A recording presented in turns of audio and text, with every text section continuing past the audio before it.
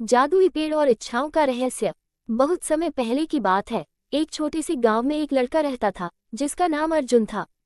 अर्जुन बहुत ही गरीब था, लेकिन उसकी दिल में एक सच्ची इच्छा थी। वह अपने माता पिता और अपने गांव वालों की मदद करना चाहता था। अर्जुन मेहनत करता था, लेकिन गरीबी कभी उससे दूर नहीं जाती थी।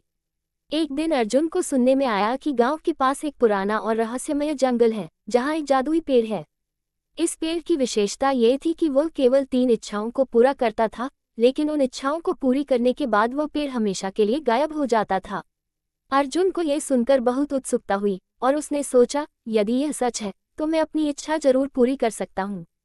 अर्जुन ने अगले दिन जंगल में जाने का निश्चय किया। वह पूरी तरह से तैयार होकर जंगल में दाखिल हुआ। जंगल बहुत घना था और उसे कई घंटों का समय लग गया पेड़ तक पहुंचने में। जब वह आखिरकार उस जादुई पेड़ तक पहुंचा, तो वह पेड़ बिल्कुल वैसा ही था जैसा उसने सुना था। उसका तना बहुत मोटा और शाखाएं इतनी लंबी थीं कि वे आकाश में समा रही थीं। पेड़ की जड़ों से हल्की सी चमक निकल रही थी और उसके आसपास एक रहस्यमयी शांति थी। अर्जुन ने पेड़ के पास जाकर अपनी 3 इच्छाएं मांगी।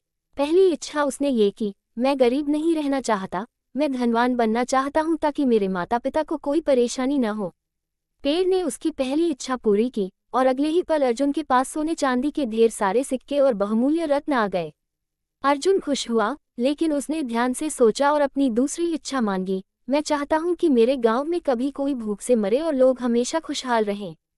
पेड़ ने उसकी दूसरी इच्छा भी पूरी की और गांव में आकर लोग अपने कामों में खुश रहने लगे। अब गांव में कोई भूखा नहीं था और हर कोई खुश था। लेकिन अर्जुन ने तीसरी इच्छा में कुछ अलग ही सोचा। उसने कहा, अब मैं नहीं चाहता कि और कोई व्यक्ति इस जादुई पेड़ को ढूंढकर अपनी इच्छाएं पूरी कर सके। मुझे यह नहीं चाहिए कि इस पेड़ की शक्तियों का गलत इस्तेमाल हो। पेड़ ने उसकी तीसरी इच्छा पूरी की और उस पेड़ का अस्तित्व हमेशा के लिए समाप्त हो गया। जादुई पेड़ अब कहीं भी दिखाई नहीं देता था। अर्जुन अब एक धनवान इंसान बन चुका था, लेकिन उसने कभी भी अपनी संपत्ति का अहंकार नहीं किया। वह हमेशा दूसरों की मदद करता और अपने गांव में सबकी भलाई के लिए काम करता। कहानी का संदेश।